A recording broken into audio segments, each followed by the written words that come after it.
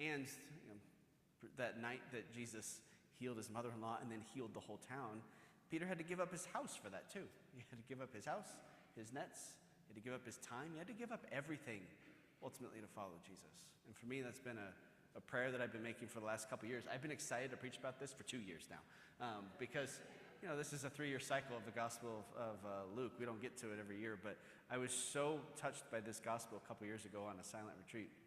And I've been excited to talk about this because I find it so touching how Peter gives up everything. And that was not a small thing for him. He had to make room in his house for Jesus. He had to make room. He had to give up his boat. He had to give up his nets, his business. Everything about his time becomes consumed with who Jesus is and what Jesus is about. He's now going to follow Jesus everywhere Jesus goes, and this is going to determine the rest of his life.